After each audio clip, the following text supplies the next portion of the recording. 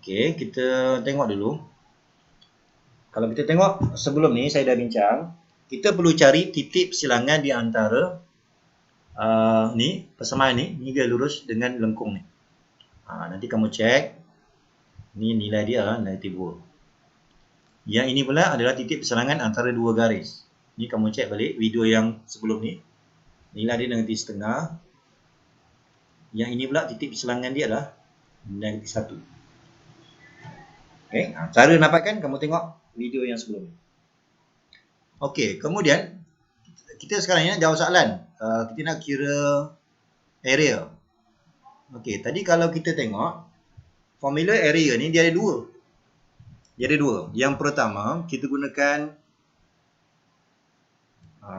area sama dengan kita integrate respect to x. Maka sini sebagai tajuk. Kalau kita nak cari volume, maka ubah sikit pi dengan tambahan kuasa 2. Satu lagi formula area A sama dengan kita integrate respect to y, tetapi tajuk dia adalah x. Ingat yang saya tulis ni adalah formula. Bukan maksud dia kita kena integrate ni. Ni formula. Okey. Ini kalau satu graf. Tetapi kita tengok dulu nilai yang kita ada adalah nilai x. Ni nilai x, ni semua nilai x ni. Bila semua ni nilai x, maka lebih mudah kita gunakan formula yang pertama. Respect to x. Okey. Tetapi formula untuk kat sini kita nampak ada dua graf ni. Dua graf. Maka kita kembangkan formula ni. Kita gunakan formula y2 tolak y1 dx. Jadi kamu tengok, kalau satu graf je guna y. Kalau dua graf pecah, y2 tolak y1. Sekarang ni masalahnya mana satu pula y2 ni? Ni kalau dari segi formula ni. Kalau dari segi formula kita akan gunakan A sama dengan, okey, kita tengok kita terpaksa integrate -2 sampai -1/2. So formula dia y2 tolak y1. Yang ini saya boleh tulis -2 sampai -1/2 sebab nilai x. So boleh tu. Okey, kemudian tambah lagi dengan -1/2 sampai -1. Sama juga. Ini cuma saya tulis formula je ni. Jangan ingat y2, y1 ni sama dengan sebelah ni. Ada masa dia sama, ada masa dia berbeza. Okey, sekarang ni kita nak tengok kenapa kita kena pecah. Kenapa tak boleh buat integrate terus -2 sampai -1. Okey, dalam kita menentukan y2, y1 ni, kita mesti merujuk kepada, kita nak tahu y1, y2, kita rujuk kepada yang bar ni, yang tegak ni. Ini kalau kita buat kotak tegak ni, maka mana yang kena dekat atas tu y2. Mana yang kena dekat bawah ni adalah y1. Jadi kita tengok, kalau saya buat kotak di sini dengan kotak di sini, sama tak fungsi y1 dengan y2 dia? Sama ke tak sama? Tak. Okay, y2 sama lah kan? Y2 dia sama, tak ada masalah. Tapi kalau saya nak tengok y1, untuk kotak yang pertama, dia gunakan garis ni. Tapi bila saya guna kotak yang kedua, dia gunakan garis lain. Itu sebab kita gunakan pecahan ni. Maksud dia tak boleh integrate -2 sampai -1. Okey, kita tengok contoh. Masa bila kita akan boleh buat integrate terus. Ni contoh lain contoh lain. Okey, katakan saya ada graf. Okey, yang pertama saya ada graf macam ni lah. Ni contohnya ni. Okey, kemudian saya ada graf yang kedua. Graf yang kedua saya ambil ni lah. Okey, penting lah. Graf yang kedua katakan macam ni lah. Ni andaian ni. Okey, sekarang ni kan. Kita ada dua graf. Okey, sekarang ni kita tengok. Ini daripada tempat yang sama. Ini -2. Ini -1/2. Yang ini adalah 1. Ini kenapa -1 ni? Ini positif ni. Positif. Sorry. Positif. Positif 1. Okey. Positif 1.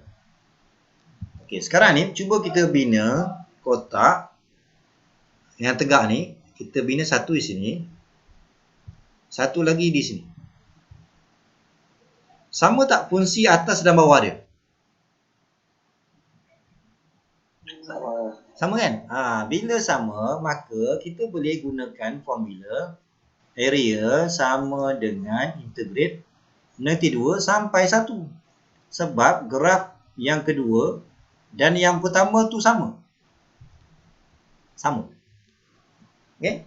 So hati-hati ya. Jadi kalau kita nanti dalam exam, kita tengok ada macam pecahan dua kawasan kan.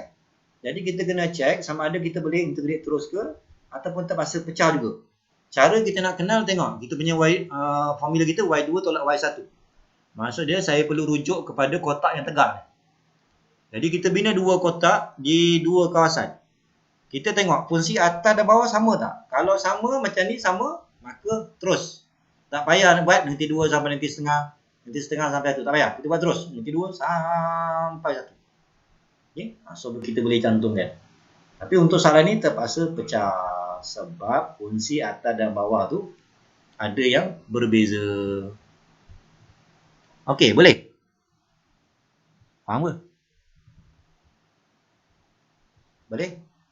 Boleh. Okey. Katakan ni saya teruskan ya. Untuk yang pertama, -2 sampai -1/2. Okey, untuk Y2 tolak Y1 ni saya rujuk kepada kotak yang pertama ni. Okey, Y2 tu adalah yang melengkung ni. Okey, jadikan Y sebagai tajuk, maka fungsi yang kita ambil adalah X kuasa 2. X kuasa 2 tambah 2. Mentolak Y1. Okey, Y1 ni maksudnya kita ambil yang di bawah. Yang di bawah ni adalah yang ni. Ni garis untuk yang ni. Jadi kita ambil persamaan ni tetapi ubah sikit. Y sebagai tajuk. Y sebagai tajuk maka dapat -4x tolak 2. So -4x tolak 2. Okey. Maknanya ingat kita bukan integrate daripada sini. Jangan dapat Y2 kuasa 2 per 2. Kita bukan integrate dari sini. Ni sebab formula. Ni formula. Step berikutnya pastikan semua dalam sebutan X. Baru kita boleh integrate. Okay. Kemudian untuk kawasan yang kedua pula. Saya tambah bawah ni. Untuk kawasan yang kedua, -1/2 sampai 1. Okey, untuk kawasan yang kedua, saya tengok kotak yang kedua ni. Maka Y2 sama macam tadi. So, ambil X kuasa 2. Tambah 2. Tolak. Y1 tak boleh ambil yang sama sebelah kiri tadi.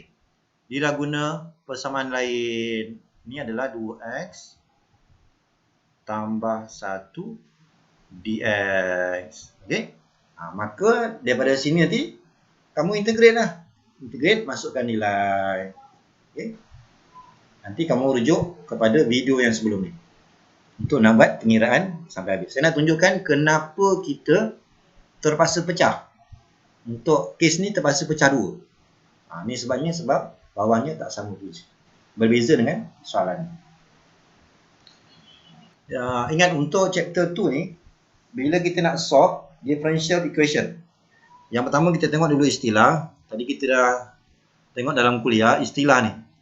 Differential equation. Okay, asalnya equation. Maksudnya kita punya function kita ni dia mesti ada tanda equal. Itu dipanggil equation.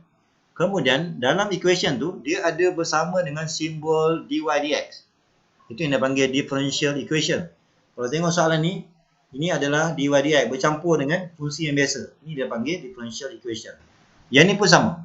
Dalam kita punya equation ni, dalam kita punya function ni bercampur dengan simbol differential dy dx. Ini keseluruhan ni dia panggil differential equation. Sama juga untuk yang lain-lainnya. Okey.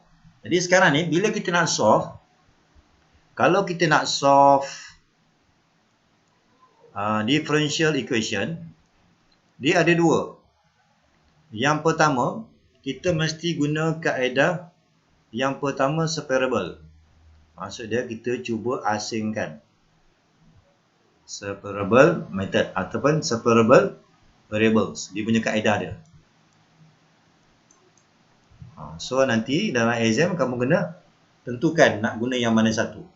Kalau katakan kaedah pertama ni tak berjaya, kamu tak berjaya asingkan y sebelah kiri, X sebelah kanan. Kalau tak berjaya, maka kita mesti guna kaedah yang kedua yang dipanggil integrating factor. Okay. Kaedah yang kedua ni kita akan gunakan kalau kaedah berjaya, kaedah yang pertama ni tak berjaya. Baru kita gunakan kaedah yang kedua iaitu integrating factor yang kita belajar dalam kuliah tadi. Okey. Jadi untuk yang pertama ni kita fokuskan kepada kaedah yang pertama dulu.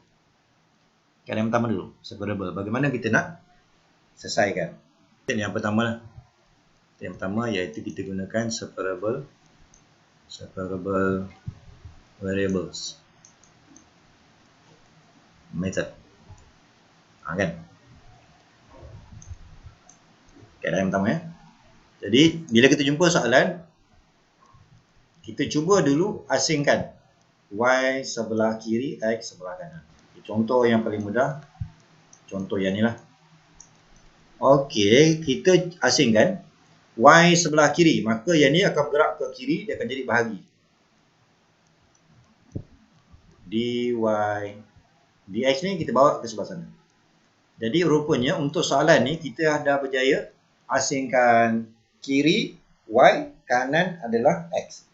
Jadi kalau kita berjaya buat macam ni, maka kita boleh gunakan kaedah yang pertama iaitu separable variable. Okey. Jadi untuk chapter 2 ni, untuk soalan ni dia sampai sini je. Chapter 2 sampai sini je. Selepas tu step berikutnya dia patah balik kepada chapter 1. Bagaimana cara kita nak integrate. Okey. Maknanya chapter 2 dia sampai sini je. Kita dah berjaya separate dah habis. Patah balik kepada chapter 1. Maksudnya kita akan integrate. Itu yang kamu kena settlekan dulu. Bab 1 tu pastikan kamu boleh buat. Utamanya substitution method dengan integration by part. Okay. Okey, kalau kita nak integrate dapat apa ni? Itu kalau kita integrate dapat apa? Senyap ni. Dapat apa? Ln 1 tambah y. Ya, betul. Ln sama ada nak buat kurungan biasa ataupun nak buat modulus. Okey. Pilihlah mana yang rasa mudah. Okey, sepatutnya memang ada tambah C. Tambah C. Selalunya kalau kita nak mudah, tambah C tu kita buat di sebelah kanan. Okey. Sebenarnya ini ada, katakan sebelah kiri ni saya ada C1. Sebelah kanan pun bila integrate ada C lagi. Katakan C2. Jadi C1 dan C2 tu saya gabungkan, saya letak sebagai C besar. Okey. So kalau nak mudah, C sebelah kiri tak payah. Ini akan jadi X kuasa 4 per 4. Bahagi 4. Ya, betul. Plus C. Ya. Yang C ni adalah gabungan daripada kiri dan kanan. Ini sebenarnya kita ada C1. Ini kita ada C2. Saya gabungkan, wakilkan dengan satu C. Okey. So tak payahlah kita banyak sangat C. Okey, kemudian kita cuba proses. Ni integrate dah habis dah ni. Ini cuma kita nak proses supaya Y itu sebagai tajuk. Kalau mudah lah. Kalau katakan susah, berhenti kat situ je. Okay. Ini sebab dia mudah. Kita hilangkan dulu ln. Maka sebelah kanan dia akan jadi eksponen. Yang ni semua jadi ke atas. Dia dah jadi ke atas. Okay. Ini kita biar dulu. Kemudian seloknya kamu akan buat macam ni. Ya, okay. Untuk yang ni sebenarnya bila tambah, saya boleh pisahkan dia dengan I kuasa C. Okay. Kemudian bila jumpa macam ni, ini sebenarnya ini adalah satu constant. Jadi kalau nak mudah, ini semua ni kita wakilkan dengan satu constant cukup. Katakan A. Okey. Lebih mudah kita wakilkan dengan satu constant sama ada A ke B ke D ke kan. Yang penting satu constant je. Maka jawapan dia adalah Y sama dengan ini dah jadi A E to the power of X to the power 4 over 4 minus 1. Minus 1 ni datang daripada sini. Maka inilah kita punya jawapan. Okay? Sir. Ya. Yeah. Sir. Ya. Yeah. Sir.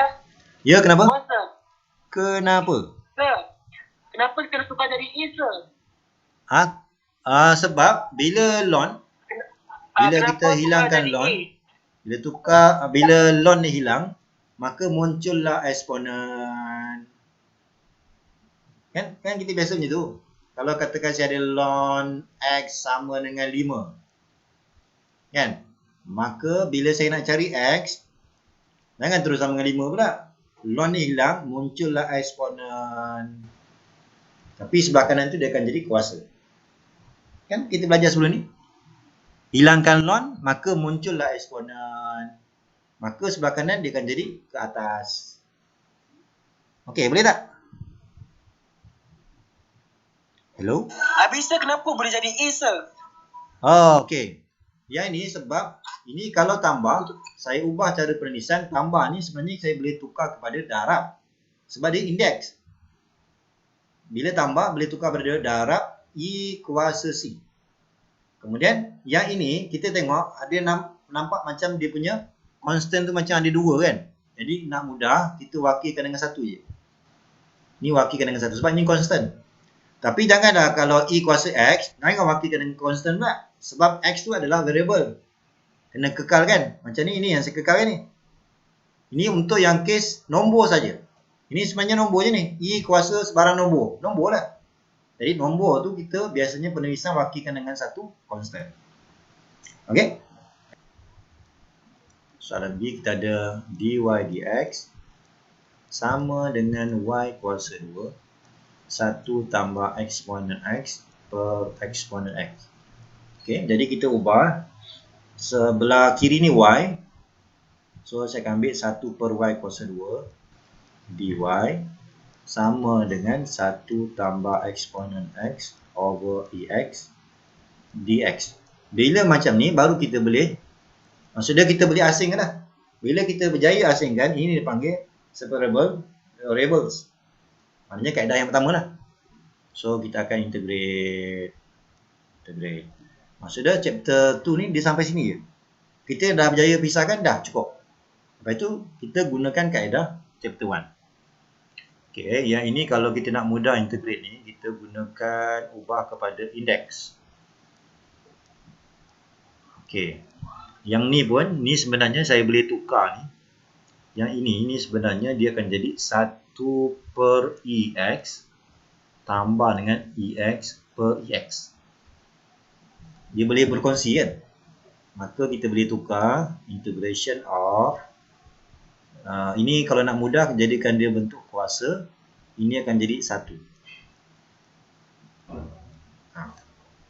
Setakat ni boleh tak? Setakat ni? Boleh. Boleh. Jadi bila kita nak buat integration, pastikan dia dalam bentuk indeks. Jangan bentuk ni. Jangan bentuk fraction.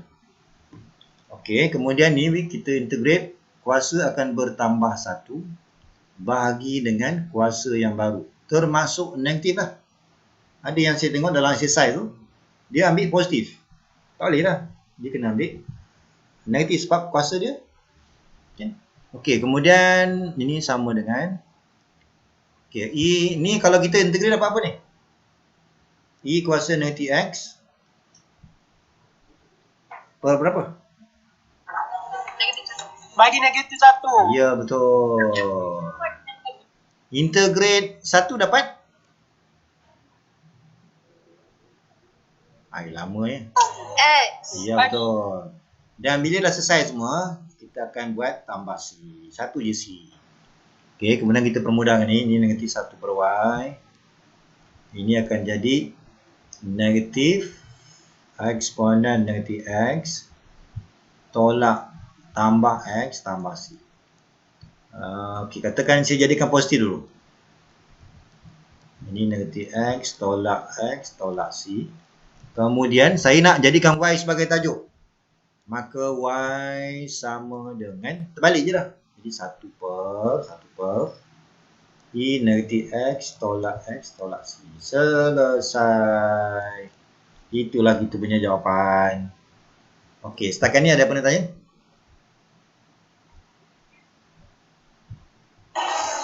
Tidak ada sir. Bagus. Ni cuma saya nak buat peringatan sikit ni, note. Bila integrate eksponen, saya tengok masa nak buat exercise 3 tu, ada yang ambil jalan panjang. Dia gunakan let. Kamu gunakan let U. Salah lah. Benda yang ni sebab yang ni, ini hanya satu fungsi je. Bila satu fungsi, kita tak payah guna let U. let u ni kita gunakan kalau susah kita nak integrate. Biasanya melibatkan dua fungsi. Kalau setakat satu je tak payah guna let u. Terus, kan saya ajar itu dalam kuliah, dalam tutorial, nampak je ni macam ni, salin soalan. Dia dua step je, salin soalan. Lepas tu, kita differentiate kuasa. Differentiate kuasa, dapat berapa ni? Dapat berapa? Negatif 5 Ya, sir. ramai yang ambil nombor saja. Janganlah ambil nombor, itu kalau positif 5x. Kalau negatif, kita ambil kira differentiate semua ni. Jadi kalau ada negatif, letak negatif. Tambah C. Jadi saya tengok ada yang buat jalan panjang. Letak let u sama dengan negatif 5x, lepas tu differentiate. Tak payahlah. Sebab let u ni hanya digunakan kalau melibatkan dua fungsi. Sekarang ni kalau satu je, terus integrate. Terus integrate. Macam ni lah. Kita nak integrate ni. Terus jawapan. Jangan guna let u. Jangan ambil jalan panjang. Sebab markah dia sikit je ni. Ini dua markah je ni. Kalau guna jalan panjang, memang betul lah jawapan dia sama. Tetapi masa tu habis. Okay, membazir masa je. Benda yang simple, integrate terus. Kamu cuba gunakan kaedah yang pertama, iaitu cuba kita separate. Okay. Ni dy dx sama dengan y kuasa 2 tolak 1. Ni saya bawa ke sebelah kiri.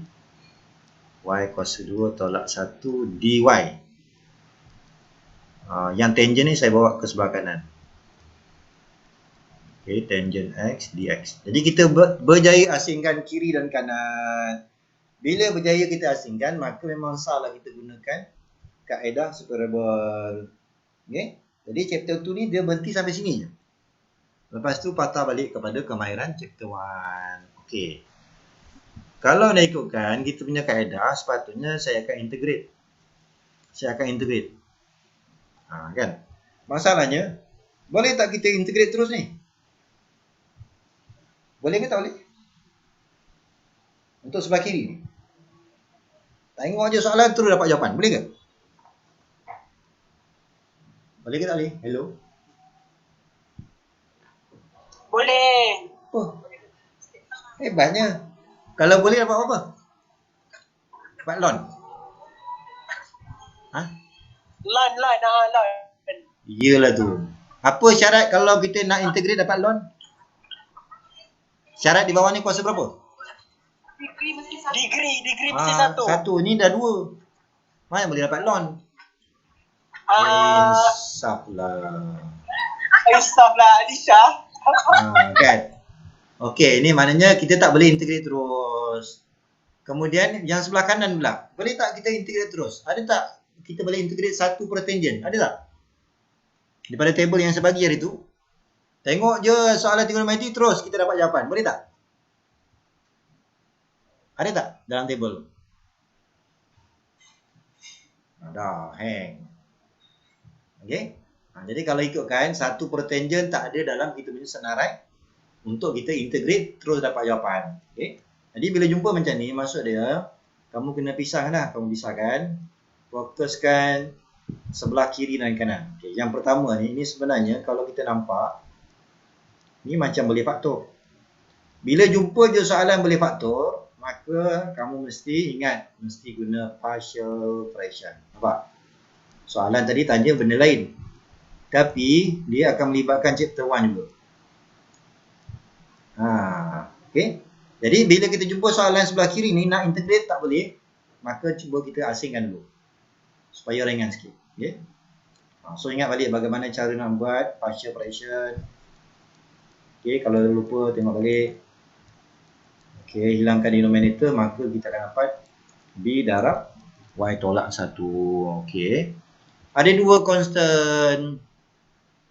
Okey, 2 constant yang tak tahu, maka kita gunakan 2 nilai Y. Paling mudah rujuk kepada denominator. Kalau denominator yang pertama, nilai dia 1. Kalau denominator yang kedua, nilai dia negatif 1. Kita cuba ganti kiri dan kanan. Kiri tak ada kesan sebab tak ada Y. Kalau ganti sini dah dapat 2A. Yang ini habis. Maka A berapa nilai dia? A berapa?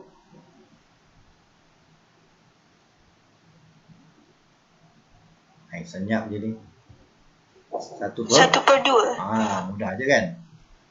Kita ganti pula nanti 1, sama juga, tak ada pun tempat Y yang kita nak ganti, kekal 1. Yang ini akan jadi habis. Ini akan jadi negatif 2B. Dapatlah B sama dengan negatif 1/2. Okay. Maka untuk sebelah kiri tu, okay, untuk sebelah kiri kita ulang balik. Maka integration untuk sebelah kiri ni, dia dah jadi, okay, dia akan jadi integration of A dah jadi setengah. So 1/2 Y tolak 1. B negatif 1/2 Y tambah 1 dy. Okay, bila dah terpisah macam ni, barulah kita boleh integrate. Kalau nak senang, setengah ni kita faktorkan. Okay, ini kalau kita integrate dapat apa ni? 1/Y tolak 1. Dapat berapa?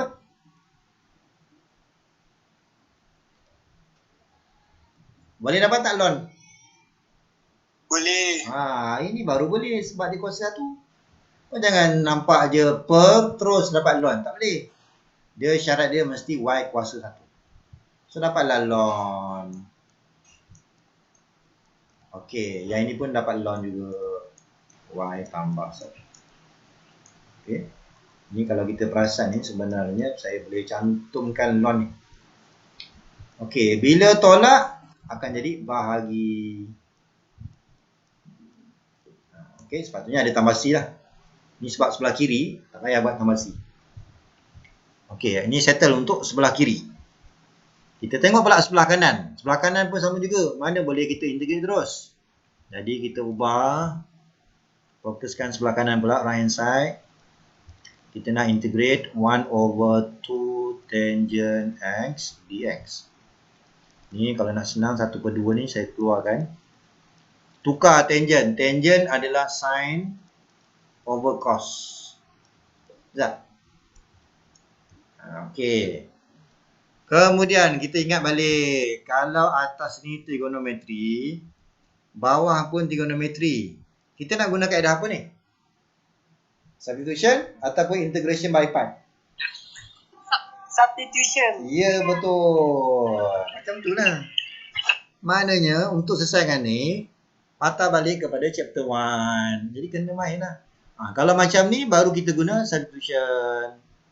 So kita guna substitution. Sebab melibatkan dua fungsi. Start lah dengan let. Let U ni biasanya kita akan ambil di bawah. So du sama dengan differentiate sign dapat apa? Negative cos. Iyalah tu. Kita integrate. Cos. Kita kan differentiate ni. Bukannya integrate. Differentiate U. Differentiate sign dapatlah cos. Jangan negatif lah. Itu kalau integrate. Itu guna buang. Okey, salah. Insaf lah. Tak saya settle lagi. Sama dengan 1/2. Maka yang di bawah ni akan jadi per U. Yang di atas cos X dx. Cos X dx gantian dia adalah du. Okey, maka dapatlah 1/2 ln U. Tetapi U ni gantilah balik. So, kita akan dapat 1/2 ln U tadi adalah sin. Sin X. Jangan lupa kita ada tambah C. Sebab dia sebelah kanan. Sebelah kiri tak payah tambah C. Okey, jadi kita dah ada jawapan kiri. Dah ada jawapan kanan. Jadi kita salinlah jawapan sebelah kiri. So, untuk jawapan akhir dia, kita salin 1/2. Ini 1/2 ln Y tolak 1 per Y tambah 1. Ini jawapan sebelah kiri. Tak payah tambah C. Jawapan sebelah kanan. Tambah C. Okey. Ini kalau saya nak hilangkan 2 ni. Semua darab 2. Maka kita akan dapat ln Y tolak 1 per Y tambah 1. Ini pun darab 2. Okey, yang ini akan jadi 2C lah ni. 2C. Okey, kemudian sebenarnya kalau katakan macam susah kan, kita dah boleh berhenti di sini. Sebab Y ni kalau ni kita panjang sikit lah. Jadi dah boleh berhenti di sini kalau nak ikutkan. Tapi ni saya tengah semangat ni. Saya teruskan ya. Sebenarnya boleh berhenti di sini. Saya teruskan. Saya nak jadikan juga Y ni sebagai tajuk. Maka hilang ln. Muncullah eksponen untuk semua sebelah kanan. Okey, setakat ni. Okey tak ni? Okey. Okey, sir. Okey, bagus. Ini kalau nampak macam ni, eloknya kamu pisahkan. Saya pisahkan kepada 2. Dia akan jadi darab lah. E kuasa 2C. Ini sama kes dengan contoh yang awal tadi. Ini sebenarnya kalau kita nak mudah, saya wakilkan semua ni dengan satu konstan. A. Sebab dia adalah nombor semua ni. Jadi kita boleh tulis balik. Okey, Y tolak 1 per Y tambah 1 sama dengan A. Okey, sekarang E kuasa ln ni sebenarnya dia boleh hilang.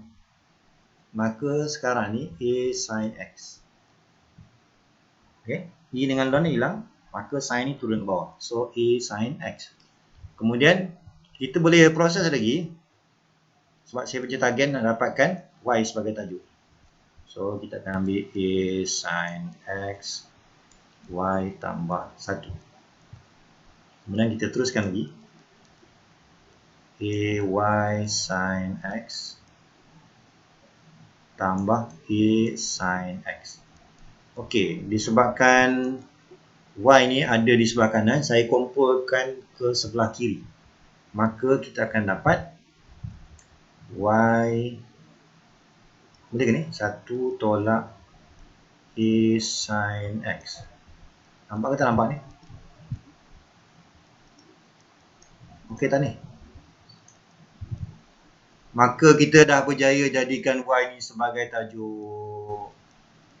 Maka 1 tambah A sin X divided by 1 minus A sin X.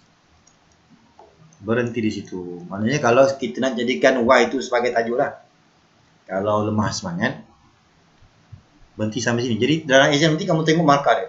Markah dia sedikit ke banyak? Markah dia 4 ke 7? Kalau 7, kemungkinan besar dia kena habiskan ke sini. Okey? Kita cuma asingkan Y sebelah kiri, X sebelah kanan. Dah settle. Chapter 2 ni sampai sini je. Kemudian yang di bawah ni, ini kemahiran kamu masa chapter 1. Jadi kamu kena cakap lah. Jadi untuk sebelah kiri ni, dia tak semudah yang contoh yang sebelum ni. Contoh sebelum ni kita boleh integrate terus. Masalahnya sebelah kiri ni tak boleh integrate. Dia mesti melalui proses partial fraction. Terpaksa lah kamu layan dulu yang ni, layan. Sampai kamu berjaya pisahkan dia jadi macam ni. Lepas itu kamu integrate. Dapatlah jawapan untuk sebelah kiri. Okey, sebelah kiri dah settle.